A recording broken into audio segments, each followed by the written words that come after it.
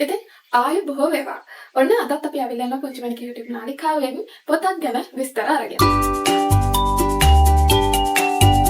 අපි ශ්‍රී ලාංකිකයෝ විදිහට හරිම ආඩම්බරකාර ජාතියක්. එකට එක හේතු බලපානවා.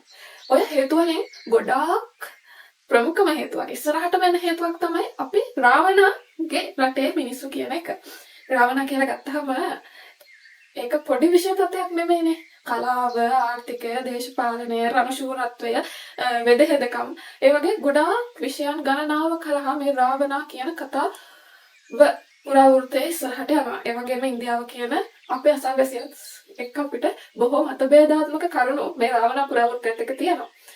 උදාහරණයක් විදිහට මේ රාවණ කියන අපේ රජතුමා සම්බන්ධයෙන් තියෙන ඒගොල්ලන්ගේ තරහ අපිට කරන්න සහ යාව පරද්දුවා කියලා පෙන්වන්න ඉන්දියාව කියන රට සමරන දොස්රා කියන උත්සවයක්. ඉතින් ඒ වගේ හේතු කාරණා ගණනාවක් අපි සහ ඉන්දියාව අතර මේ රාවණ කතා පුරාවෘත්තය සම්බන්ධයෙන් ගොඩාක් දේවල් සිද්ධි මතභේද ඒ වගේ මිත්‍යා විශ්වාස වගේ දේවල් ගොඩාක් තියෙනවා.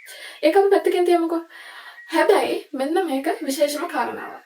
රාවණ ගැන ඉන්දියාව මිනිස්සු හිතනට වැඩිය වෙනස් විදිහට හරිම පොසිටිව් විදිහට කවුරු හරි ඉන්දියානු ලේඛකයෙක් ලියලා තියනවා කියලා දැනගත්තොත් ඒක පුදුම වෙන්න ඕනේ කාරණාවක් තමයි. මේ අපි කතා කරන්න යන්නේ රාමචන්ද්‍ර ත්‍රිත්වයේ එන තුන්වෙනි පොත රාවණ කියන පොත සම්බන්ධයෙන්. මේ පොත සිංහල පරිවර්තනයක් විදිහට අපේ අතට එන්නේ ආශිර්වාද ප්‍රකාශනයක් විදිහට පරිවර්තනය කරන්නේ කුමාර සිරිවර්ධන කියන පරිවර්තකයා විසින්.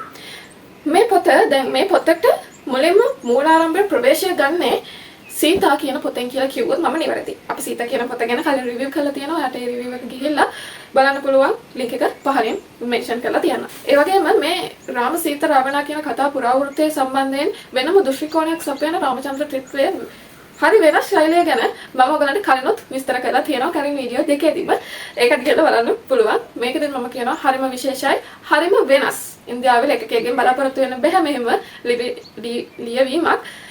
ඒක නිසා ශ්‍රී ලංකාවේ අපි සහ රාවණ ගැන ඉගෙන ගන්න කැමති ගොඩක් අයට මේ පොත හොඳ රෙෆරන්ස් එකක් වෙයි, හොඳ මූලාශ්‍රයක් වෙයි මේ ගැන ඉගෙන ගන්න. ඒ වගේම මේ රාවණ කියන කතාවේ රාවණ ගැන ලියලා තියෙන රාවණගේ දෘෂ්ටිකෝණය. ඒ කියන්නේ රාවණගේ චරිතය මූලික කරගෙන කේන්ද්‍ර කරගෙන තමයි මේ කතාව ඉස්සරහට යන්නේ. එතකොට රාවණගේ හැඟීම්, රාවණ පාලනය කරන විදිහ, රාවණට ළඟම හිටිය කවුද, රාවණ ආදරය කරේ කාටද, රාවණ මොන වගේ පුද්ගලයෙක්ද කියලා වෙනම විචාරාත්මක ඇසකින් අපිට බලන්න පුළුවන්. විශේෂයෙන්ම එයා කෝර උනේ ඇයි? එච්චර එයා දරුණු උනේ ඇයි? ඒකට හේතුව මොකද්ද? දැන් සාමාන්‍යයෙන් මිනිස්සෙක් දරුණු වෙන්න නම් ඒකට මූලාරම්භයක් තියෙන්න ඕනේ. නිකන් දරුණු වෙන්නේ නැහැ මිනිස්සු. එතකොට ඒකට හේතු වෙච්ච කාරණාව මොකක්ද කියලා මේ පොතේ ලේඛකයාගේ දෘෂ්ටිකෝණයෙන් අපිට පෙන්වලා දීලා තියෙනවා. ඒ වගේම මේ රාවණ කියන්නේ කොච්චර සූක්ෂම කෙනෙක්ද?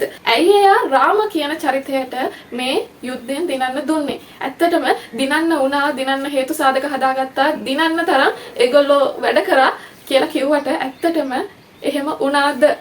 රාම දින්නේ ඇයි කියන එකට ලොකු හේතුවක් මෙන්න මේකේ අමිස් ත්‍රිපති කියන ලේඛකයා අපිට පෙන්වලා දීලා තියෙනවා. රාවණ පෙරදුනේ ඇත්තටම රාවණාට දිනන්න බැරි කමක් නිසා නෙවෙයි කියලා තමයි මේකේ පෙන්වලා දෙන්නේ. ඔයගොල්ලෝ කියලා බලන්න පොත මොකද්ද මේකේ වෙන්නේ කියලා, රාවණ දින්නේ ඇයි කියලා. ඒ වගේම රාවණ සහ සීතා අතර තිබ්බ සුහදතාවය මොන වගේ එකක්ද? එක එක කතා කියනවනේ. රාවණයි සීතයි අතර සම්බන්ධතාවයක් තිබුණා. රාවණ කියන්නේ සීතගේ තාත්තා වෙන්න පුළුවන්. රාවණ කියන්නේ සීතගේ සහෝදරයෙක් වෙන්න පුළුවන්. ඔය වගේ හේතු ගණනාවක් කියනවනේ.